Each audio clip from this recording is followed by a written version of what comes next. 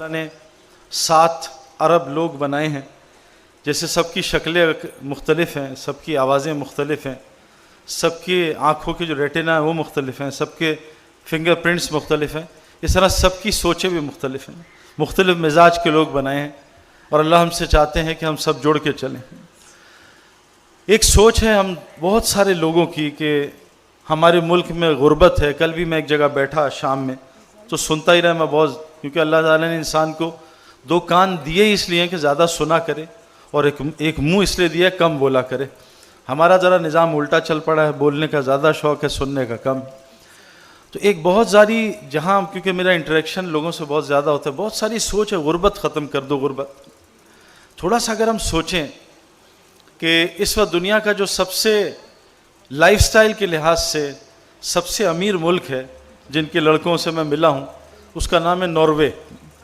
Norway میں جو ایک سب سے یعنی لو کلاس آدمی ہے دنیاوی لحاظ سے، اس کی جو سالانہ سیلری ہے وہ پاکستانی تقریباً 1 کروڑ روپے ہے. 1 کروڑ روپے یعنی تقریباً 9 لاکھ روپے مہینے کی. تو یہ تو بہت انف ہو جانا چاہیے. لیکن آپ کو عجیب بات بتاؤں کہ دنیا میں سب سے زیادہ خودکشی ناروے میں ہو رہی ہے. اب یہ سمجھ نہیں آ رہی کہ 8-9 لاکھ روپے مہینے کا آئے اور آدمی خودکشی کرے. میں یہاں ڈیفنس میں فیز 4 میں ایک آدمی سے ملنے گیا. اس نے پہلے اپنی جان لینے کی کوشش کی، پھر بیوی کو مارنے کی کوشش کی، پھر بچے مارنے کی کوشش کی. مجھے اس کے پاس لے کے گئے. میں نے اس کی جب کہانی سنی تو اس نے کہا سعید بھائی حالات بہت خراب ہیں، پیسے بالکل نہیں ہیں، فلاں نہیں. تو میں نے کہا آپ کو کتنے پیسے مہینے کے ملتے ہیں؟ کہا 25 لاکھ روپے. تو 25 لاکھ روپے پہ وہ خودکشی کر رہا تھا نا. وہ 50 بھی کما لے گا تب بھی اس کے حالات صحیح نہیں ہوں گے. وہ 1 کروڑ بھی کما لے گا حالات، کیونکہ اللہ تعالیٰ نے مال کے ساتھ حالات کو کوئی اس کا رکھا ہی نہیں حالات ٹھیک ہونے کا کہ مال سے آدمی کے حالات صحیح ہوں. میرے پاس تھوڑا بہت مال تھا، میں نے بہت کوشش کی مال کو سے حالات ٹھیک کروں، لیکن میں ٹوٹل فیلئر ہو گیا. اور جتنے لوگوں کو دنیا میں جانتا ہوں ان کا بھی یہی حال ہے. اچھا جاپان میں غربت ہے ہی نہیں، دنیا میں خودکشی جاپان میں نمبر 2 پہ ہے. اسکینڈینیوین کنٹریز جو ہیں دنیا میں اگر کوئی جنت کا ایسے نظر، کوئی جنت تو ہو ہی نہیں سکتی، لیکن مثال کے طور پہ کہہ دیں کہ بڑی خوبصورت زندگی ہے، تو اسکینڈینیوین کنٹریز جو ہے خودکشی میں نمبر 3 ہے. تو بھئی اتنی زبردست زندگی پھر اتنی خودکشیاں کیوں؟ ابھی میں آسٹریلیا سے تقریباً 3 مہینے گزار کے آ رہا ہوں. آسٹریلیا میں سوسائڈ ریٹ بہت بڑھ رہا ہے، بہت زیادہ بڑھ رہا ہے. میں حیران پریشان. بہرحال اچھا کچھ لوگوں کی بیسک سوچ میں بتا رہا ہوں، میجورٹی کی. ایک تو یہ ہے. دوسری سوچ یہ ہے کہ لٹریسی ریٹ بڑھا دو. صرف میں یہ نہیں کہہ رہا یہ نہیں کرنا چاہیے، میں یہ نہیں کہہ رہا مال نہیں کما، بالکل کہ میں بھی کماتا ہوں مال آخرت بنانے کا ذریعہ ہے. مال سے تو وہ ہوگا جو اللہ چاہیں گے نا. اللہ تعالیٰ نے پھر قارون کے مال سے اس کا کیا حشر کیا، کتنا اس کو ذلیل کیا. اور اللہ نے حضرت عثمان غنی رضی اللہ عنہ کے مال سے، عبد الرحمن بن عوف رضی اللہ عنہ کے مال سے ان کو کتنی عزت دی. تو مال بظاہر خود کچھ بھی نہیں ہے. جیسے آگ ابراہیم علیہ السلام کو جلا نہ سکی ہمیں جلا دے گی. آگ میں کچھ نہیں ہے، وہ اللہ جلاتے ہیں یا اللہ اس میں پال کے دکھا دیں. ایسے ہی مال ہے، کسی کو ذلیل کرے گا، کسی کو عزت دے گا. میرے ایک جاننے والے انہوں نے اپنے بچے کو نئی گاڑی فراری لے کے دی دبئی میں. نئی گاڑی، بچہ ڈرائیو کرنے گیا تو گاڑی کا ایکسیڈنٹ ہوا اور گاڑی وہیں جل گئی اور بچہ بھی اس کے ساتھ جل گیا. تو مال خوشیاں لائے گا، غم لائے گا، یہ اوپر سے طے ہے، یہ تو اللہ ہی جانتا ہے. کچھ لوگوں کی سوچ ہے صرف لٹریسی ریٹ پہ محنت کرو. وہ لٹریسی ریٹ پہ محنت کر رہے ہیں، لیکن مسئلہ یہ ہے کہ میں ایز اے پڑھا لکھا انسان ہوں، مجھے پتہ ہے سب سے زیادہ جو ہے نا ادب جو ہے نا وہ پڑھے لکھوں میں نہیں ہوتا. سب سے زیادہ دین کی بات کرنا مشکل ہے پڑھے لکھے لوگوں سے، کیونکہ ان کو جو دین کی بات ہوتی ہے نا وہ اپنی سمجھ ہوتی ہے نا. جیسے ایک آدمی گیا کسی دکان پہ، اس نے کہا بھائی یہ فریج کتنے کا ہے؟ اس نے کہا چلو یہاں سے نکل جاؤ. کہ بھائی قیمت تو بتاؤں گا، دفع ہو جاؤ یہاں سے. اگلے دن بیچارہ وہ کوئی اپنا بال سیٹ کر کے گیا، چینج کر کے، پھر کہا یہ فریج کتنے کا؟ تم کل بھی آئے تھے، بدتمیز آدمی، دفع ہو یہاں سے. تیسرے دن وہ رومال باندھ کے گیا، صرف آنکھیں نظر آئیں. کہا بھائی یہ فریج کتنے کا؟ انہوں نے کہا اب 4تھی دفعہ ہے نا، اب تھوڑے ڈنڈے پڑیں گے. انہوں نے کہا یہ بتا دو مجھے پہچانا کیسے؟ کہا بیوقوف 3 دن سے الماری کو فریج کہہ رہا ہے، تجھے پہچانے نہیں. تو جو غلط پڑھ لکھ جائے نا اس کو صحیح کرنا، ٹیڑھی دم کو ٹھیک کرنا بہت مشکل کام ہے. اب لٹریسی ریٹ سری لنکا کا 98% ہے. 98%. حالات بہت خراب ہیں.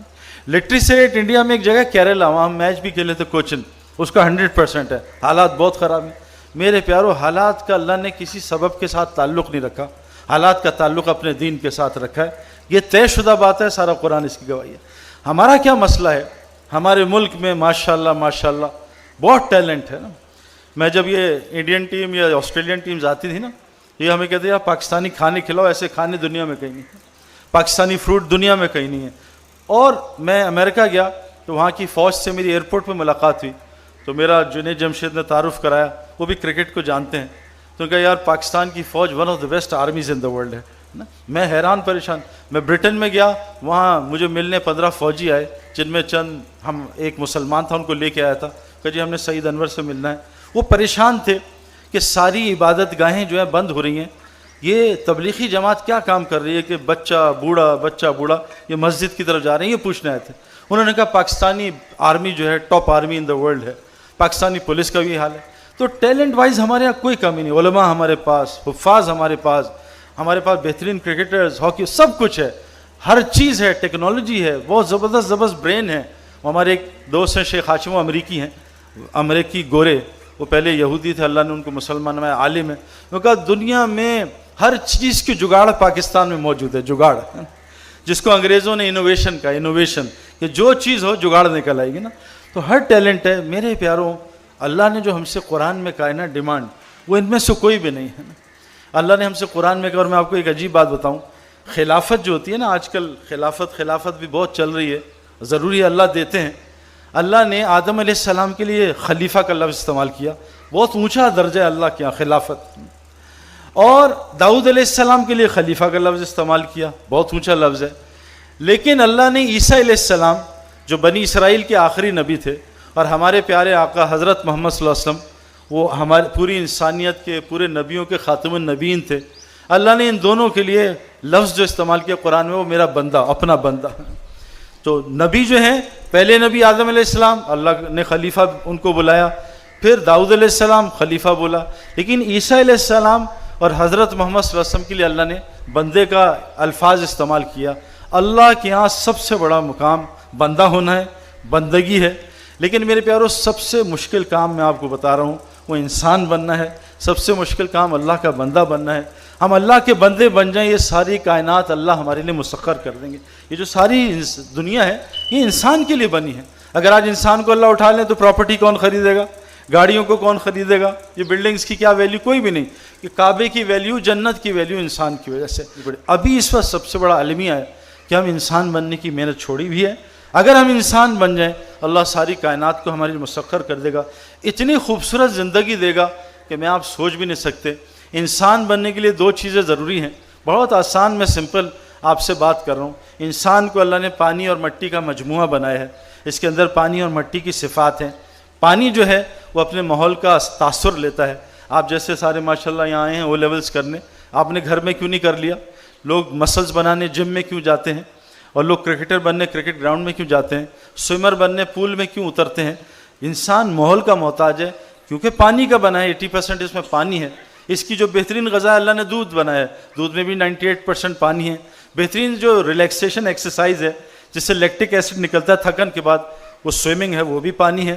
جو کبھی چوٹ لگ جائے، جیسے بچے ہو نا، آپ کو چوٹ لگ جائے، کبھی آپ کک باکسنگ کر رہے ہو چوٹ لگ جائے، تو سب سے اچھا علاج برف لگانا ہے. ہمارے گیند لگتی تھی تو آدھا گھنٹہ برف لگانا، 6 گھنٹے بعد پھر آدھا گھنٹہ برف لگانا، 24 گھنٹے میں اللہ اس کو بالکل ٹھیک ہے. سویلنگ بھی ختم ہو جاتی تھی. برف بھی پانی ہے. ہمارا چاہے جتنا مرضی ہمیں روزہ لگ رہا ہو، جو مرضی ہم جوس پی لیں، لیکن پیاس صرف پانی بجھاتی ہے. ہمیں نہانے سے فریشنس ہو جاتی ہے. جو لوگ سائیکولوجیکلی ذرا پریشان ہوتے ہیں یا مینٹلی ڈسٹربڈ ہوتے ہیں، ان کو سائیکولوجسٹ جو ہیں سمندر کے پاس بٹھا دیتے ہیں کہ پانی کو دیکھو، اس کی آواز سنو، یہ تمہیں سکون دے گی. میرے پیاروں، ہمارا پانی سے تعلق ہے.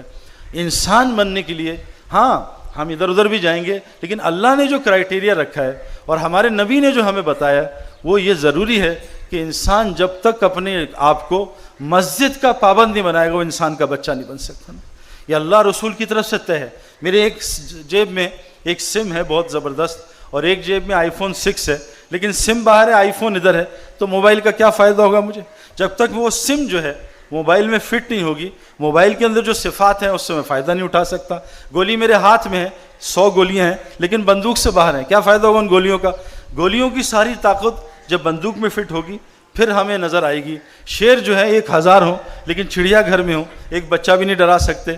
شیخ اکیلا ہو، شیر جنگل میں ہو کھلے، وہ 1000 بندوں کو ڈرا دے. میرے پیاروں، مسلمانوں کی جو قوت ختم ہوئی ہے نا، اس وجہ سے کہ مسلمانوں سے مسجد چھوٹ گئی. یہ سب سے بڑا المیہ ہے، میرے ساتھ بھی ہوا۔ اللہ کیا فرمائے، جیسے مچھلی کے لیے پانی ہے ایسے مسلمان کے لیے مسجد ہے نا۔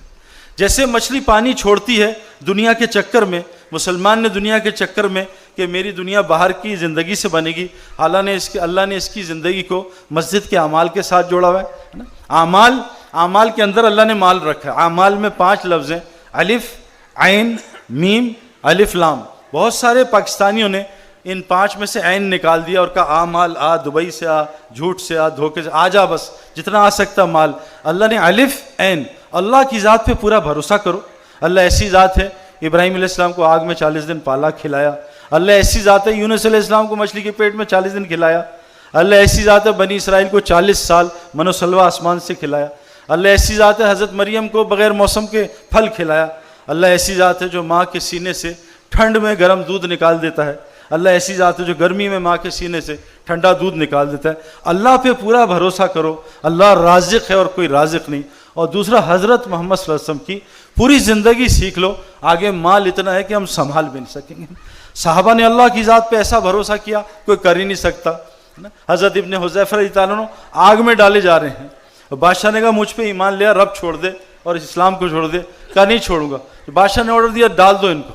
جب وہ آگ میں ڈالے جانے لگے تو ذرا سا رونا شروع ہوئے اور ذرا کانپ رہے تھے، تو وہ لوگ سمجھے کہ ابن حذیفہ رضی اللہ عنہ بہت قیمتی آدمی ہے، بادشاہ کو بلایا، ڈر گئے، آ جاؤ دعوت دو ان کو کفر کی۔